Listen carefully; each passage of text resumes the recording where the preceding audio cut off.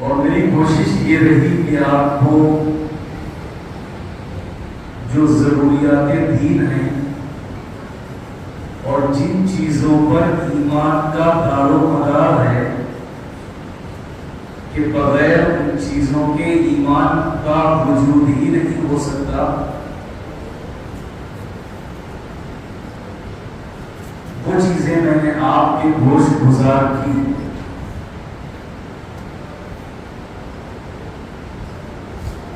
جو عقائد احادیث مبارکہ میں بیان کیے گئے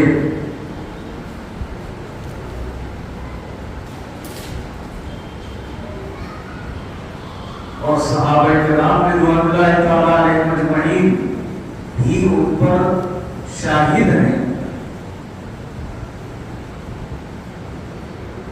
انہی عقائد کو فالو کرنے والے لوگوں کو اہل حق اور اہل سنت کہا جاتا ہے۔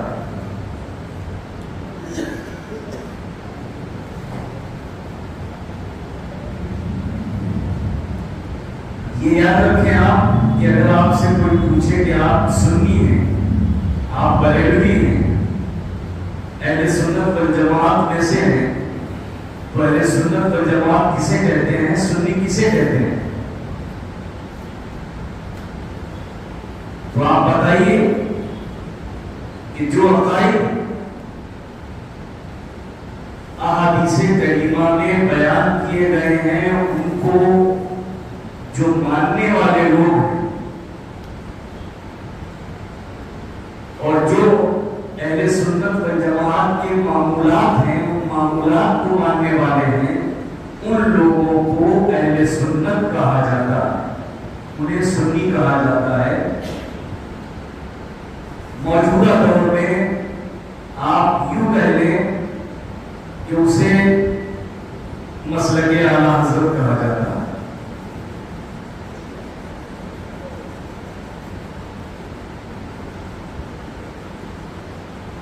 تو وہ بہت ساری چیزیں میں نے آپ کو بتائی، بیان کی اللہ تبارک و تعالیٰ کے تعلق سے، اس کی صفات کے تعلق سے، پیغمبر اسلام صلی اللہ علیہ وسلم کے بارے میں اور انبیاء و مرسلین کے بارے میں، آسمانی کتابوں کے بارے میں، آخرت سے جن امور کا تعلق ہے ان امور کے بارے میں، سب کا ماحصل اور لب لباب یہ ہے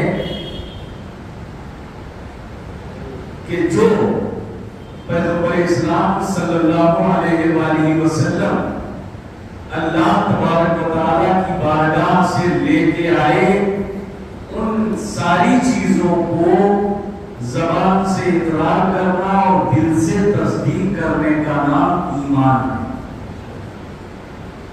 اب اس میں سب کچھ آ گیا۔ ایمان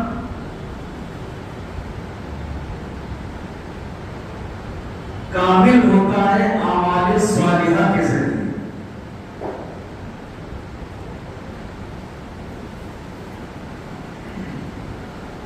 مکمل ایمان، کامل ایمان اس کے ہوں گے جس کے پاس اعمال صالحہ بھی ہوں، یعنی ایمان کے ساتھ ساتھ جس کے دامن میں اچھے عمل بھی ہوں، اس کا ایمان کامل ہوگا، اس کا ایمان مکمل ہوگا۔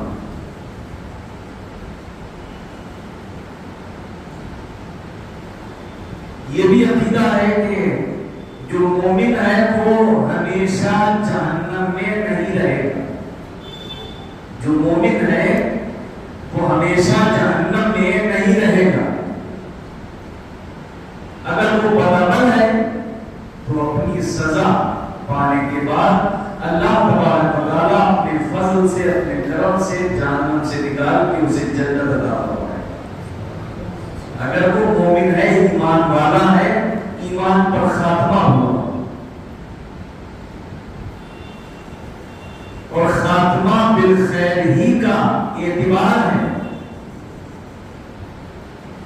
پوری زندگی کوئی آدمی ایمان والا بھی رہا، اچھے عمل بھی رہے، مگر جب اس کا وقت آخر آیا تو وقت آخر میں اس سے کچھ ایسی چیزیں سرزد ہو گئی اس کی زبانی کہ جن چیزوں کی وجہ سے وہ ایمان سے باہر ہو گیا، تو اب اس کی ساری عمر کی اچھائیاں، سارے عمر کا ایمان سب رائے گا چلا جائے۔ اس لیے ہم نمازوں میں بھی ہم آپ دعا کرتے ہیں، پروردگار ہم سب کا ایمان پر خاتمہ ہو، اس لیے کہ ایمان پر اگر خاتمہ ہو گیا تو اس سے بڑھ کر ایک مسلمان کے لیے، ایک مومن کے لیے کوئی دولت نہیں۔ سب سے بڑی دولت ایک مومن کے لیے، مسلمان کے لیے، کہ جب اس کی موت آئے، جب وہ مرنے لگے، جب روح پرواز ہونے لگے، تو اس وقت وہ ایمان کی حالت میں ہو اور اس وقت لا الہ الا اللہ محمد رسول اللہ اس کی زبان پر جاری و ساری۔ تو خاتمہ بالخیر بہت اہم ہے اور اسی کا اعتبار ہے زندگی کے آخری دنوں کا۔ اب اگر کوئی بدعمل ہے، اعمال اچھے نہیں ہیں، زندگی پر عمل اچھے نہیں کیے، مگر ایمان اور عقیدے میں وہ مضبوط رہا اور خاتمہ پر، ایمان پر خاتمہ بھی اس کا ہو گیا، تو اللہ تبارک و تعالیٰ اس کے بدعملی کی وجہ سے اسے جہنم میں تو ڈالے گا، مگر وہ ہمیشہ ہمیش جہنم میں نہیں رہے گا۔ اللہ تبارک و تعالیٰ ایمان کی برکت سے اسے جنت میں ضرور بھیجے گا، جنت میں داخلہ کرے گا۔ ہاں، ہمیشہ جو جہنم میں رہنے والے ہیں وہ کفار و مشرکین ہیں، جو ہمیشہ ہمیش، جن کے لیے قرآن مجید میں لفظ آتا ہے خالدین فیہا ابدا، اس کا معنی ہی یہی ہے کہ یہ لوگ یعنی کفار و مشرکین ہمیشہ ہمیش جہنم میں ہی رہیں گے، یہ کبھی جہنم سے نکالے نہیں جائیں گے۔ تو ایمان کامل ہوتا ہے اعمال صالحہ کے ذریعے سے۔ اچھے عمل جتنے، جس کے زیادہ اچھے اعمال ہوں گے اتنا ہی اس کا ایمان بھی کامل اور مکمل ہوگا، اور جتنے جس کے اعمال صالحہ کم ہوں گے، نہیں ہوں گے، اتنا ہی اس کا ایمان ناقص ہوگا۔ ایمان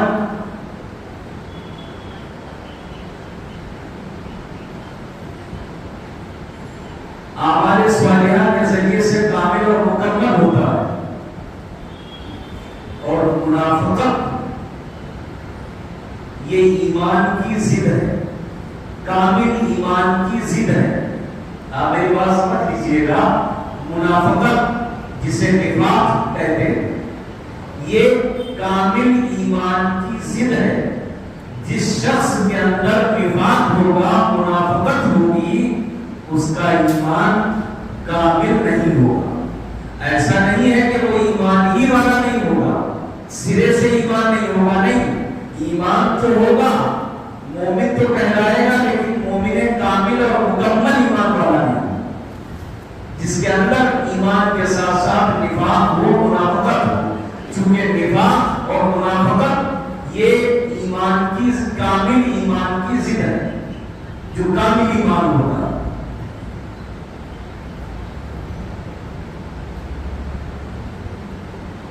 ایک حدیث سے بات سنیں، اربع من كنا فيه فهو منافق خالص وإن صام وصلى وزعم أنه مؤمن من إذا حدث كذب وإذا اؤتمن خان وإذا وعد أخلف وإذا خاصم فجر۔ اب منافقت اور نفاق اس کو پہلے آپ سمجھ لیں۔ نفاق اور منافقت کا مطلب ہوتا ہے دل اور زبان دونوں الگ الگ ہو جائیں. دل میں کچھ اور ہے، زبان پہ کچھ اور ہے. یہ نفاق کہلاتا ہے. ظاہر کچھ اور ہے، باطن کچھ اور ہے. اندر کچھ اور ہے، باہر کچھ اور ہے. دونوں میں فرق ہو. دل اور زبان، جسے آپ کہہ لیجیے کتھنی اور کرنی،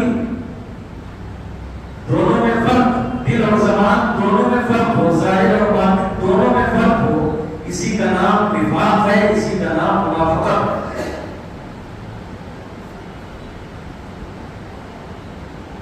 اب منافقت دو طرح کی ہوتی ہے. ایک نفاق فی العقیدہ اور ایک نفاق فی العمل. ایک تو منافق ہوتا ہے عقیدے میں کہ اللہ تبارک و تعالیٰ کے بارے میں اس کی زبان پہ کچھ اور نکل رہا ہے مگر دل میں اس کے کچھ اور ہے. اللہ تبارک و تعالیٰ کی ذات و صفات کے بارے میں اس کی زبان سے کچھ اور نکل رہا ہے مگر دل میں کچھ اور ہے. وہ حکیم ہے، وہ قیوم ہے، وہ صمد ہے، وہ خالق ہے، وہ قہار ہے، وہ جبار ہے، وہ رزاق ہے. یہ اس کی صفات ہیں. وہ سمیع ہے، وہ علیم ہے، وہ خبیر ہے، وہ ظاہر ہے، وہ باطن ہے. اس کی زبان پہ کچھ اور ہے ان چیزوں کے بارے میں اور دل میں کچھ اور ہے. نبیوں کے بارے میں، رسولوں کے بارے میں اسی طرح. یہ نبیوں کے بارے میں، رسولوں کے بارے میں جو عقیدہ ہوتا ہے نا، کہ آپ کو دیکھے تو کہتے ہیں ہاں پیغمبر اسلام صلی اللہ علیہ وسلم کو علم غیب ہے. زبان سے تو بتا دیا غیب ہے مگر دل میں اس کے یہ ہے کہ پیغمبر اسلام کو علم غیب نہیں ہے. آپ کو دیکھ کر کہہ دیا کہ نبی زندہ ہوتے ہیں مگر دل میں اس کے یہ ہے، مانتا ہے، وہ دل سے مانتا ہے کہ کوئی نبی زندہ نہیں، معاذ اللہ، کوئی رسول زندہ نہیں، معاذ اللہ. جیسا کہ آپ آج کے وقت میں ملاحظہ بھی کر لیجیے اور ملاحظہ کرتے ہو. ایک گروہ ایسا ہے جو جب چند لوگوں میں ہوتے ہیں تو پیغمبر اسلام صلی اللہ علیہ وسلم کے بارے میں وہ باتیں کہیں گے آپ سے کہ آپ اندازہ نہیں لگا سکتے. مگر جب آپ ان کے ہو جائیں گے، جب ان کی نجی محفلوں میں اور پرسنل محفلوں میں ہوں گے، تب وہ آپ کے اوپر اپنا رنگ چھوڑیں گے. تو ان کی زبان پہ کچھ ہوتا ہے اور دل میں کچھ ہوتا ہے. پیغمبروں کے بارے میں، نبیوں کے بارے میں. تو یہ کیا کہلاتا ہے؟ نفاق فی العقیدہ. جو بھی عقیدے ہیں ان میں اگر کوئی نفاق کرتا ہے تو وہ ایمان سے خارج ہوتا ہے، وہ مومن ہی نہیں ہے، وہ مسلمان ہی نہیں ہے. جیسے کہ پیغمبر اسلام صلی اللہ علیہ وسلم کے زمانے کے جو منافقین حضرات جن کا ذکر سورہ بقرہ کے اندر بھی آیا ہے، وَمِنَ النَّاسِ مَن يَقُولُ آمَنَّا بِاللَّهِ وَبِالْيَوْمِ الْآخِرِ وَمَا هُمْ بِمُؤْمِنِينَ. اللہ تعالیٰ نے ان کے بارے میں فرمایا وہ مومن ہی نہیں. آپ ان کی ہسٹری جانتے ہو نا، اور خود پروردگار عالم نے ان کی ہسٹری بیان کی ہے کہ جب وہ کفار کے ساتھ ہوتے تو یہ کہتے کہ ہم تمہارے ساتھ، اور جب پیغمبر اسلام صلی اللہ علیہ وسلم کے ساتھ میں ہوتے تو مسلمانوں کے ساتھ میں، پیغمبر اسلام کے ساتھ میں، تو کہتے ہم تو آپ کے ساتھ ہیں. اور جب کفار سے ملتے تو یہ کہتے معکم انما نحن مستہزئون. کفار سے کہتے ہم تو تمہارے ساتھ ہیں، ان کے ساتھ تو مذاق کرتے ہیں. یہ آیت کریمہ ہے سورہ بقرہ میں، ابتدائی سورہ بقرہ کے اندر. انما نحن مستہزئون، کہتے ہیں ہم تو تمہارے ساتھ ہیں، ہم تو مذاق کرتے ہیں پیغمبر اسلام کے ساتھ بھی اور مسلمان کے ساتھ. یہ نفاق فی العقیدہ ہے. اس لیے اللہ تبارک و تعالیٰ نے ان کے بارے میں وحی نازل فرمائی وَمَا هُمْ بِمُؤْمِنِينَ کہ وہ منافق مومن نہیں ہیں، ایمان والے نہیں ہیں. تو جو عقیدے کے اندر جن کے دل میں نفاق ہو عقیدے کے اندر، وہ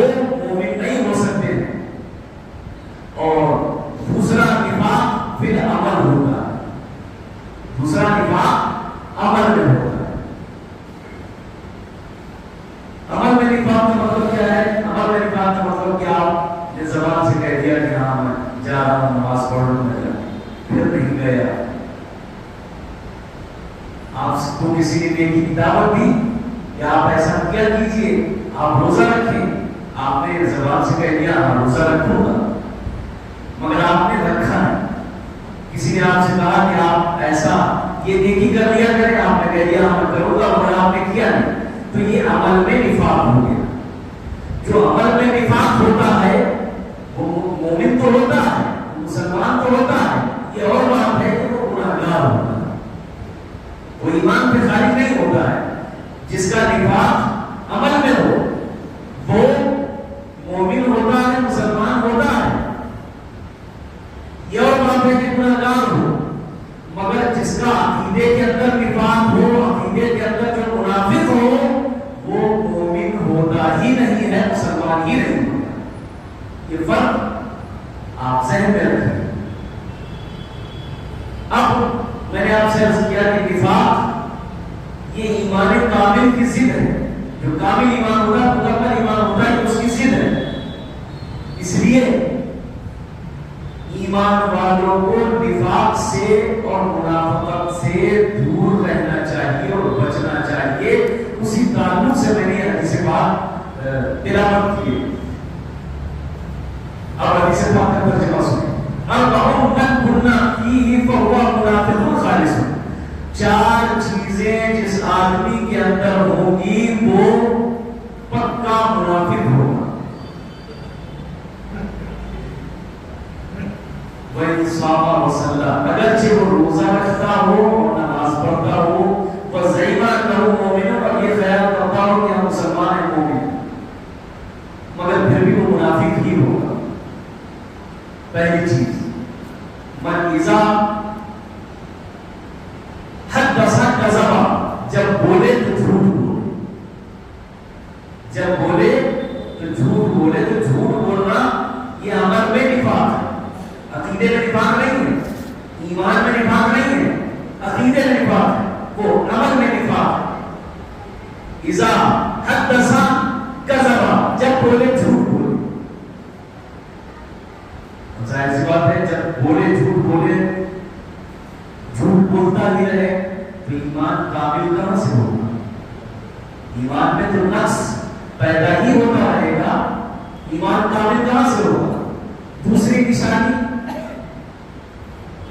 وَإِذَا وَعَدَ أَخْلَفَ، جب وعدہ کرے کسی سے تو وعدہ خلافی کرے. یہ بھی عمل کے اندر نفاق ہے.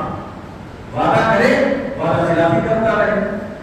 یہاں صاحب میں آپ کو فلاں ٹائم پر فلاں جگہ ملوں گا آگے، یا میں آپ کو فلاں کے اتنے روپے دے دوں گا، یا فلاں کام میں اس ٹائم پر کر دوں گا، مگر وعدہ خلافی کرے اور وعدہ خلافی کی عادت کر لے.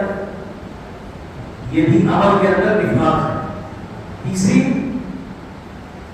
وَإِذَا اؤْتُمِنَ خَانَ، کوئی امانت رکھ جائے تو اس میں خیانت کرے. یہ بھی نفاق فی العمل کی علامت و نشانی. چوتھی چیز وَإِذَا خَاصَمَ فَجَرَ، جب جھگڑا کرے تو گالی گلوچ کرے. جب جھگڑا کرے تو گالی گلوچ کرے. گالی گلوچ کرنا بھی یہ عمل میں نفاق ہے. اب ظاہر سی بات ہے یہ چار چیزیں، چار علامتیں جو نفاق کی اور منافقت کی بیان کی ہے اللہ کے رسول صلی اللہ علیہ وآلہ وسلم نے. تو جسے ایمان کامل کرنا ہو، مکمل ایمان کرنا ہو، تو وہ ان چاروں چیزوں سے بچے، بچتا رہے، پرہیز کرے. آپ دیکھیں، آپ حضرت عبداللہ بن عمر رضی اللہ تعالیٰ عنہ کے دور میں آپ کی موجودگی میں ایک شخص حجاج بن یوسف کو اشاروں اور کنایوں میں برا بھلا کہنے لگا. حضرت عبداللہ بن عمر کی موجودگی میں حجاج بن یوسف کو ایک آدمی اشاروں میں برا بھلا کہنے لگا، برائی کرنے لگا. تو حضرت عبداللہ بن عمر رضی اللہ تعالیٰ عنہ نے ارشاد فرمایا کہ کیا تم حجاج ابن یوسف کے سامنے بھی اسی طرح کہہ سکتے ہو؟ تو اس آدمی نے کہا نہیں. تو حضرت عبداللہ ابن عمر رضی اللہ تعالیٰ عنہ نے ارشاد فرمایا کہ یہ چیز زمانہ رسالت میں اس چیز کو ہم منافقت میں شمار کیا کرتے ہیں. زمانہ رسالت میں اس چیز کو ہم منافقت میں شمار کیا کرتے ہیں. اب آپ اندازہ لگائیں کہ ان کے نزدیک یہ چیز کتنی بڑی اور کتنی گناہ والی چیز. حضرت عبداللہ ابن عمر کے نزدیک کہ اشاروں میں ہی وہ برائی کر رہے تھے حجاج ابن یوسف. تو آپ فرماتے ہیں کہ یہ چیز سرکار دو عالم صلی اللہ علیہ وسلم کے زمانے میں ہم لوگ منافقت میں شمار کیا کرتے ہیں. آج کا وقت دیکھ لیجیے, آج کا ٹائم دیکھ لیجیے, آج کے حالات دیکھ لیجیے. اس لیے جو حدیث پاک میں اللہ کے رسول صلی اللہ علیہ وسلم نے بیان فرمایا, ایمان کامل کرنے کے لیے ہمیں ہمارے اور آپ کے لیے ضروری ہے کہ ہم ان چیزوں سے بچیں. اللہ کے رسول صلی اللہ علیہ وسلم نے جن چیزوں کو نفاق بتایا, منافقت بتایا, ان سے بچیں. اور آخری گزارش آپ سے کر کے اپنی بات ختم کر رہا ہوں کہ آپ ہفتے میں ایک دن اپنے گھر میں, خاص طور پہ والدین ہفتے میں ایک دن اپنے گھر میں اپنے بچوں کو, اپنی بیٹیوں کو اور جو بھی خواتین گھر میں ہیں ان کو بٹھا لیں. اور بٹھانے کے بعد آپ ان سے کہیں اسٹارٹنگ میں کہ سب لوگ 5-5 مرتبہ درود شریف پڑھو. اس کے بعد سب لوگ 5-5 مرتبہ یا 10 مرتبہ کلمہ توحید لا الہ الا اللہ محمد رسول اللہ پڑھو. اس کے بعد آپ کو جو ذکر یاد ہو, یعنی کوئی حمد والا کلمہ یاد ہو, کوئی تسبیح والا کلمہ یاد ہو, سبحان اللہ و بحمدہ سبحان اللہ العظیم یا سبحان اللہ و بحمدہ استغفر اللہ, تو اس طرح کے کلمات بھی 5-5 بار خود پڑھیں اور اپنے بچوں بیٹیوں سے پڑھوائیں. اس کے بعد 10 مرتبہ یا 5 مرتبہ اللہ کا ورد خود کریں اور بچوں سے کریں. یہ ضروری ہے آج کے وقت میں کہ آپ ہفتے میں ایک دن بنا لیں, ایک ٹائم نکال لیں. اس طرح سے اگر بچوں کے ساتھ آپ پیش آتے ہیں اور بچوں کے ساتھ اس طرح آپ مصروف ہو کے اس طرح سلوک کرتے ہیں, تو میں یقین کے ساتھ کہتا ہوں کہ آپ کہ وہ بچے آئندہ زمانوں میں کبھی گمراہ نہیں.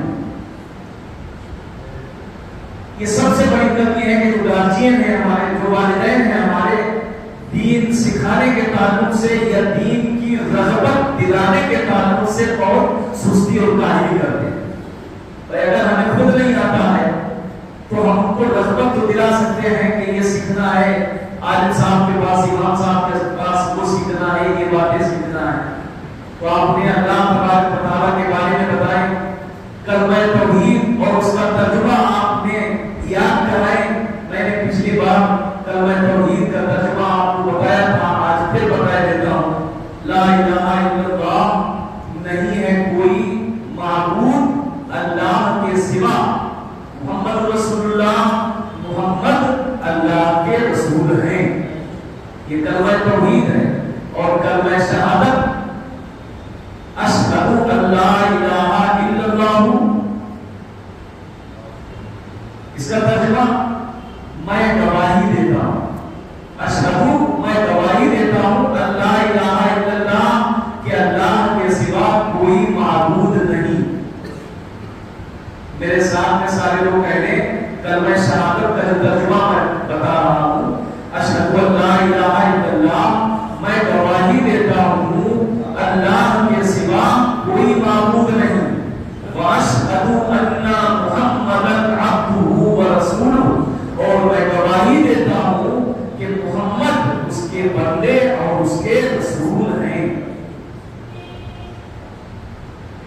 کلمے ہیں 7 کلمے ہیں، کم سے کم پہلے کلمے کا دوسرے کلمے کا آپ کے بچے کو ترجمہ یاد ہونا، اور جو دیگر ضروری چیزیں ہیں ان کے ترجمے یاد ہونا خود اپنے آپ کو اور اپنے بچوں کو ضروری ہے۔ میں اسی پر اپنی گفتگو کو ختم کرتا ہوں۔ سارے لوگ مل کے ایک بار میرے ساتھ میں کلمہ شریف پڑھ لیں، لا الہ الا اللہ محمد رسول اللہ صلی اللہ علیہ وسلم۔